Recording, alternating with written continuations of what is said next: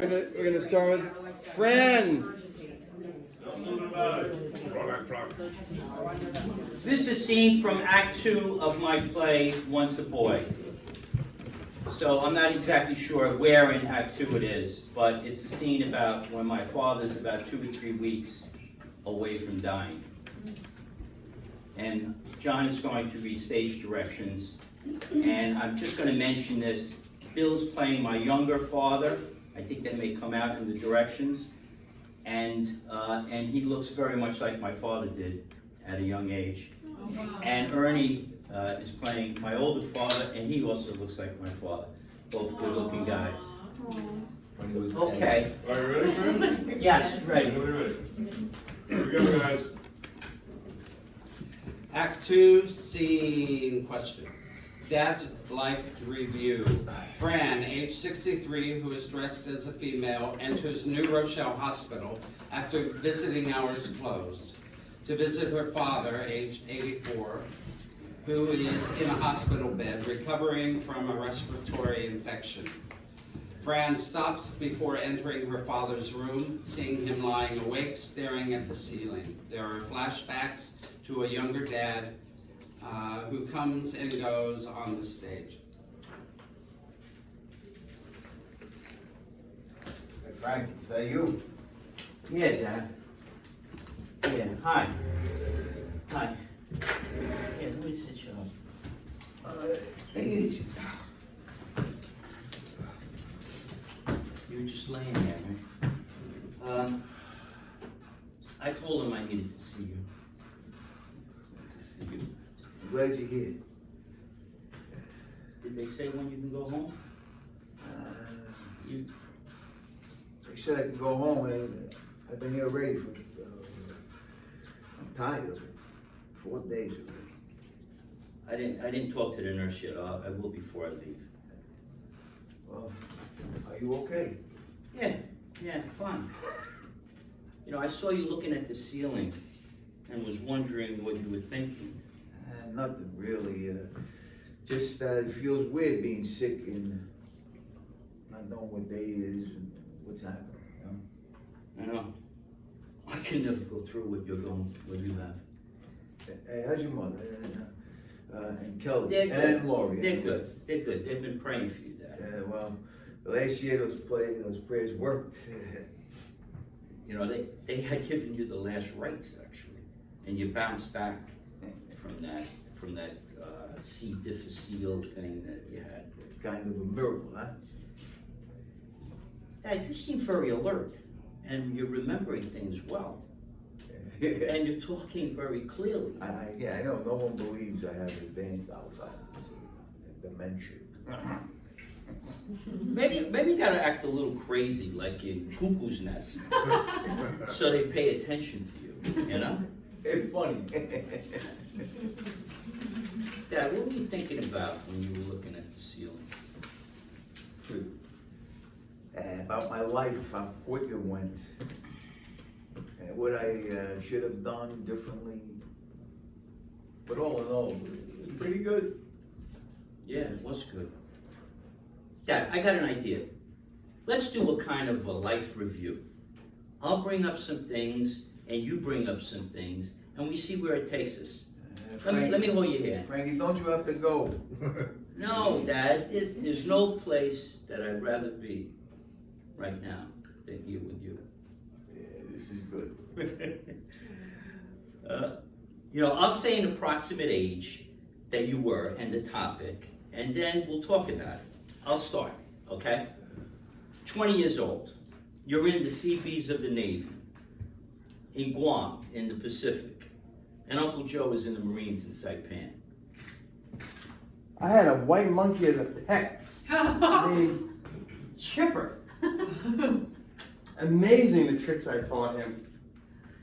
Let's sing the Seabee song you taught me, Dad. That we'd always sing and we'd march around the kitchen table. We're the Seabees of the Navy. We can build and we can fight. We're the Seabees of the Navy. We do it Dad. Oh man. Do you remember the story of meeting up with Uncle Joe?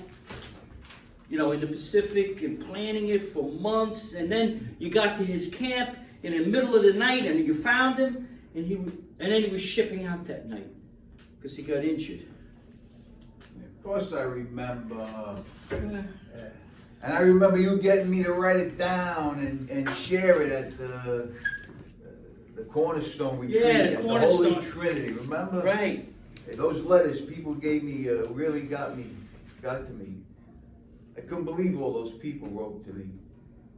And they told me how much I meant to them. That was an incredible weekend. At the retreat, you told how much you loved riding your motorcycle to all the guys that were around when you were telling your life story. And you had Mom on the back with 4 or 5 couples riding for hours, even in the rain. Those were the days. Yeah. Until that bad fall I took, backed it in. But you were already like 53 years old. 56, quite a run. Yeah. I love that bike. Felt very young and carefree when I was on. We went from 20 years old and you jumped to 56. Why? Why? We can't jump around. Yeah, of course we can, but back now to when you're 25. You and Mom have 2 sons, right? I'd love to hear, when I was young, I'd love to hear you come up the steps and you'd yell out, Frankie, Frankie! And you'd give me a gift or the candy or whatever, and then you'd hug me, and we'd roll on the floor, and I would climb all over you like you were an elephant or something. Robert was a baby. Then we found out he was hard of hearing. Your mother was so patient with him and brought him down to New York League of Hard of Hearing every Saturday for years and worked with him every night with his homework. Yeah, he was very smart to be able to do that, to do what he did, being nearly deaf.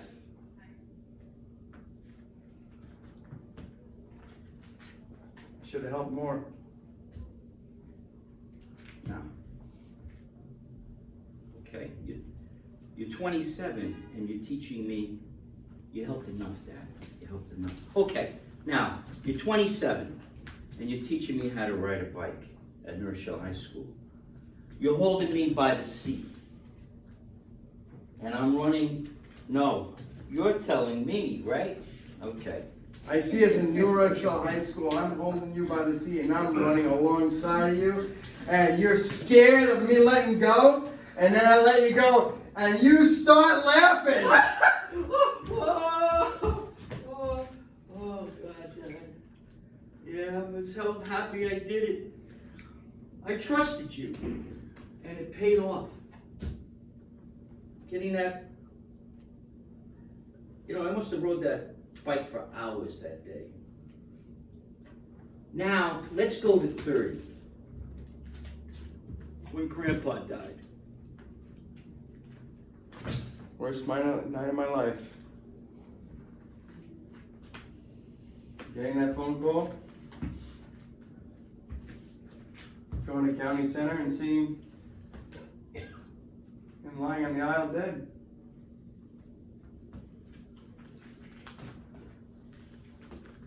The whole world changed that night. I know, Ken. I felt it too. He loved you, Frankie. You were his new world, his oldest and favorite grandchild. Well, you had him from birth at 10 years old.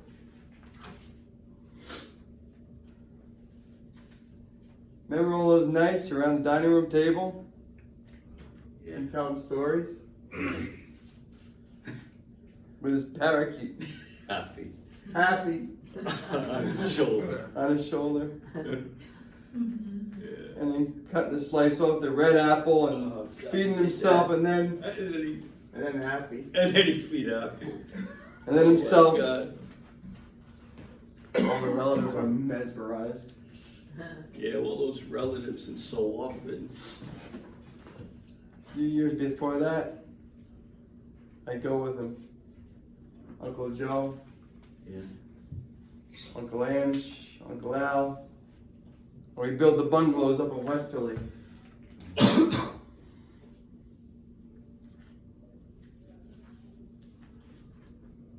I'd give anything to be with them now. Dad, we had some family, the Siscos. And Mom did too, with the Felices. Don't make them like that anymore. Maybe you should go. Don't cry. Okay. No, I'm all right. Let's go to 37. Remember this? You take me down to Manhattan, but first you tell me that we're going to see Johnny Cielo to pick up a muffler in the Bronx. Instead, you bring me to a prostitution house to get me laid, and we're arguing in the street. Oh yeah. Forgot about that one. Boy, that was crazy, Dad. Especially since I had been late already. Well, I didn't know. You're always in bed with the door locked. I figured you were jerking off. No, actually, most of the time I was combing my hair down and putting on lipstick and looking at myself in the mirror. Really? Yeah. I didn't have a clue. You seem like such a masculine boy. Well, all right, 45 years old now. This one's a hard one. I remember you got caught with some girl in her 20s cheating on Mom. She was devastated. Frankie, let me explain. I don't know why. It's, it's one of those.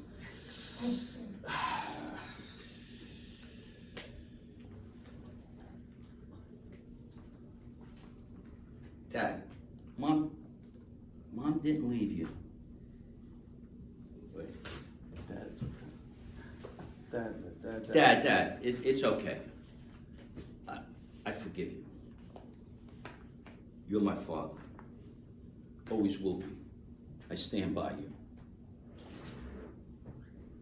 This will pass. That's what I told you then, right? Others will forgive you. You acted out of character that day. That's it.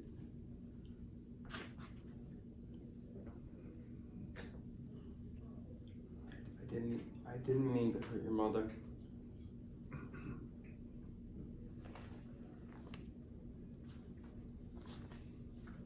Just having a good time. It's all right. It's all right. One thing led to another.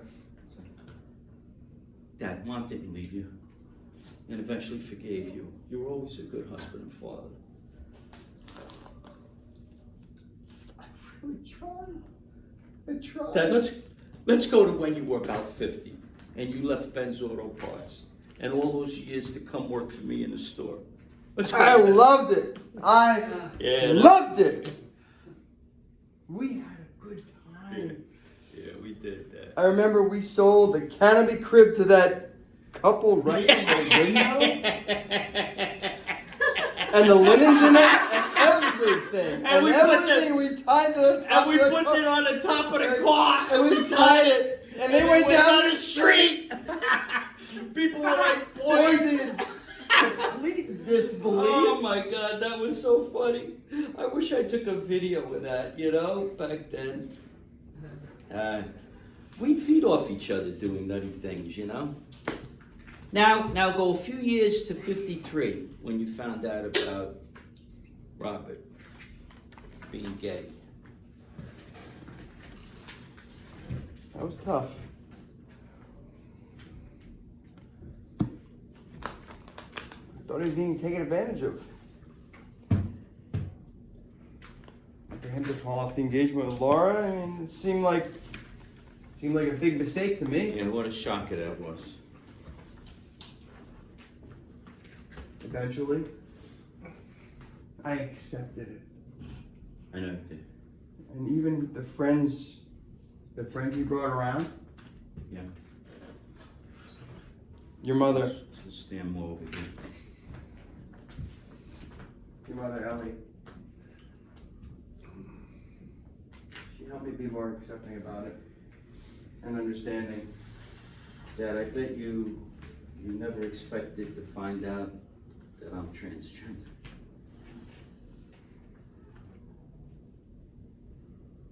That was a shocker, right? What a shocker that was. The Daily Double. Robert and then you. Oh well. You were still my sons.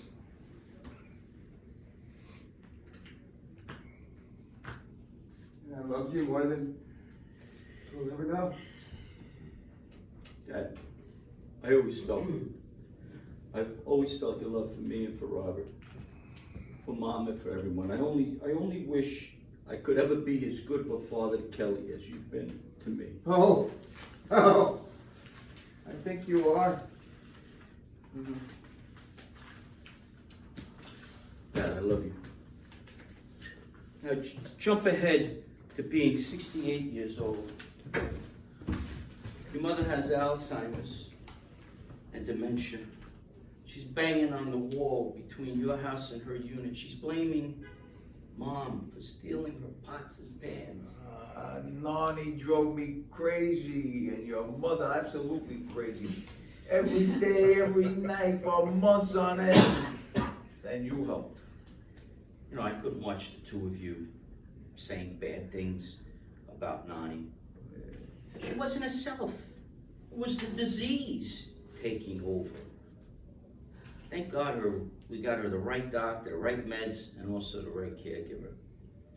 Delma, God. Her first caregiver and her first black friend. What a turnaround. Hey, and then you, for her 90th birthday, you arranged for her to sing to a group of 50 people, all her favorite songs. Yeah, with you and Kelly singing along. Frank, I don't know how long I have left. I know you want me to hang on, but I feel this is the last stretch, Frankie. I got lucky the last time. Now it feels like it's coming to the end. I know I always pushed you to keep going. But I see it's maybe not right.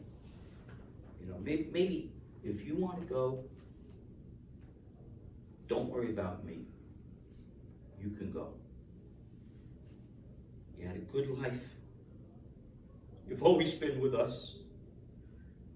And we'll see you at some point. You'll be with Grandpa, and Nani, and Robert, and Uncle Joe, and all of them. Whatever happens is okay. Go when you want to go. Frank, thank you, Frank. But not yet. Come back on the weekend and we'll do some more of the life review. I sure will, Dad. Good. I love you, Frank. You've been a great son. I love you, Dad. You've been an unbelievable father. Go home, get some sleep so you can go to work, okay, tomorrow, all right? Okay. Good night, Dad. Good night. Sleep tight. Good night. Shut the light, okay?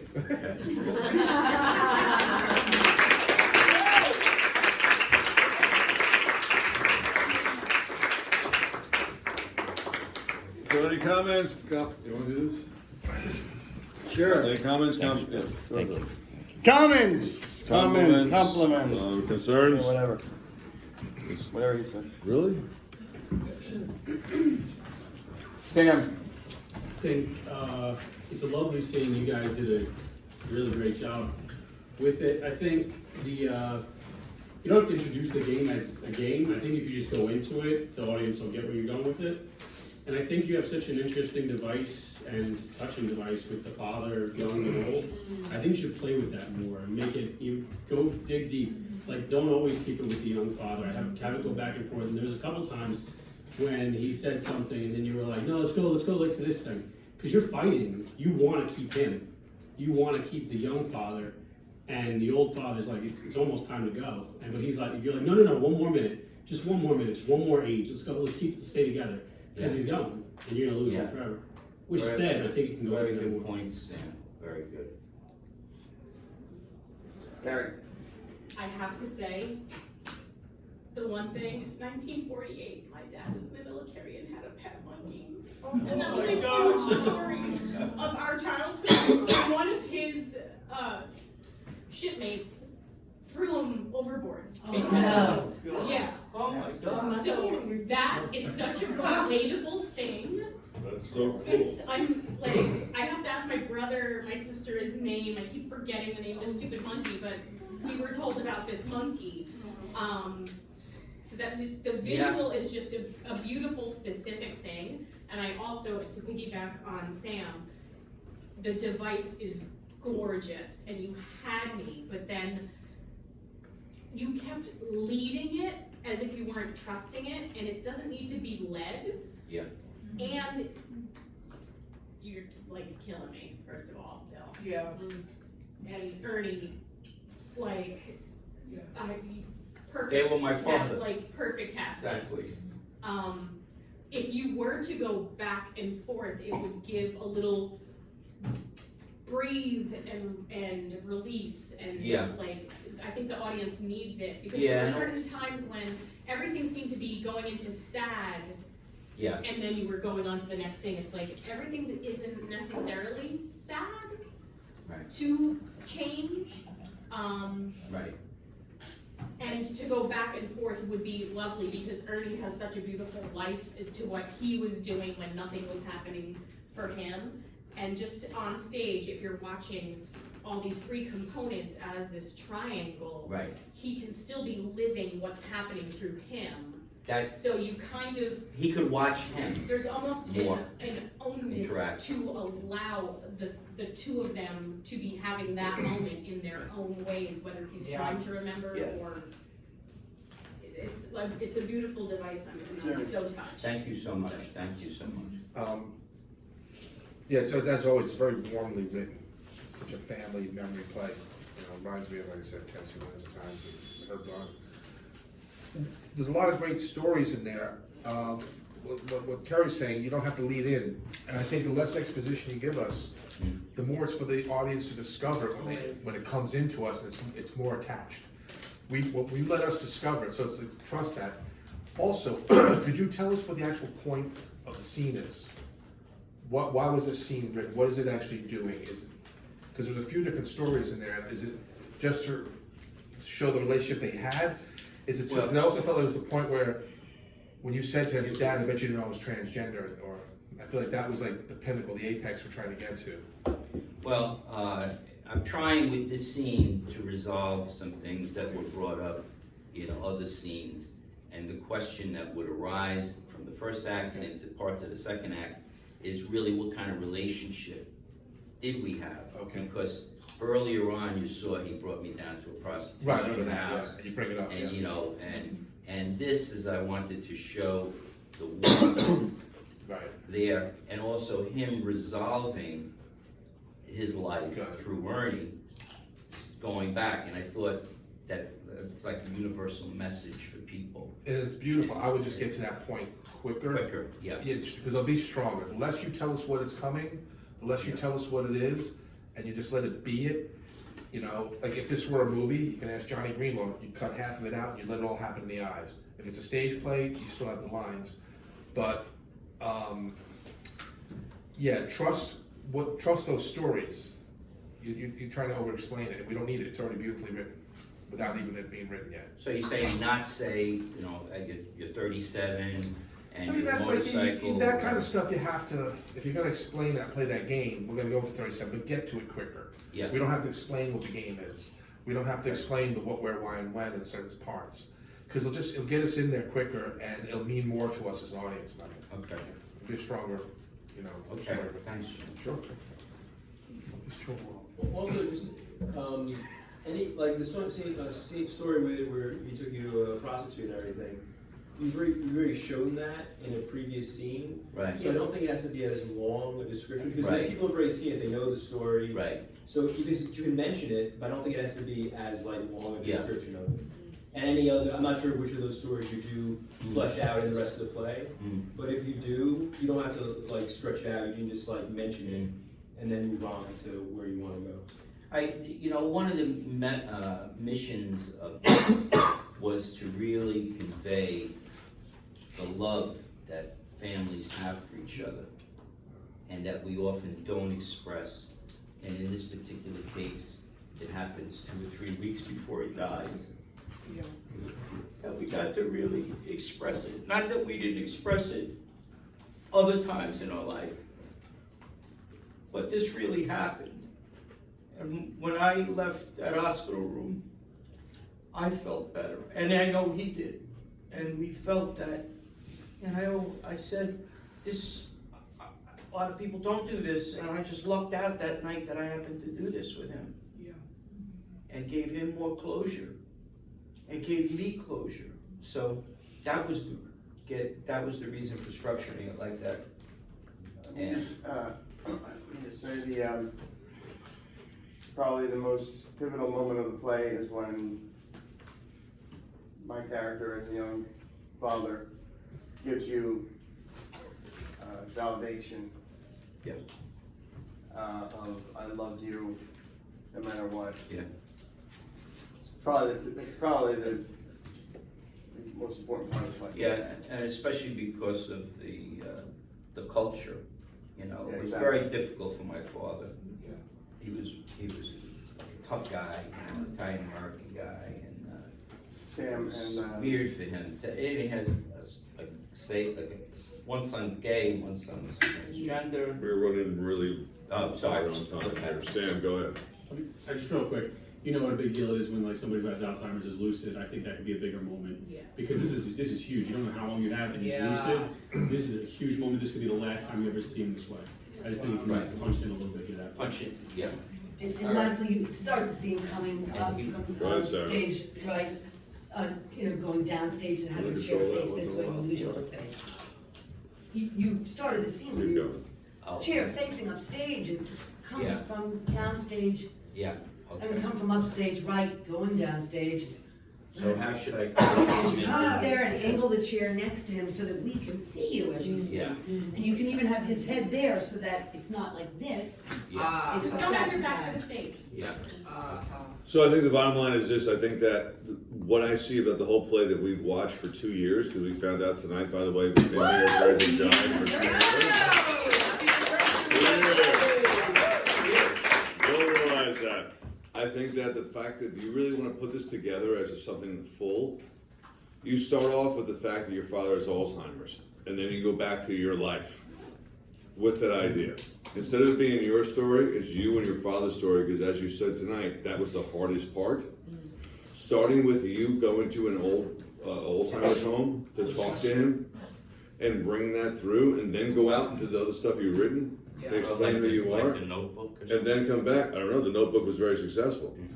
But I know Nick Cassavetes, so he did a good job. So the idea being is that you're going from him being there, and you don't like that idea. No, I didn't say I don't like that. Okay. I'm, She's emotional, right? yeah, just Okay. emotional. Oh, yeah, just, No, I'm the idea I being like is more that what I ideas, liked like watching driving. was you coming in as who you are with your father dying, and then let's get the story. So we can come back to him again, and the age thing is when he's like 6:30, so I was like, oh fuck, that's really brilliant. That's the idea. I love that. That's when I'm like, wow, then you're really watching a father of a child accepting it over time. But this is what happened, Dad. Because he doesn't remember, but he wants to because he loves you. And that was what I saw the beauty in that. So, you know, Okay. thank you. Yeah.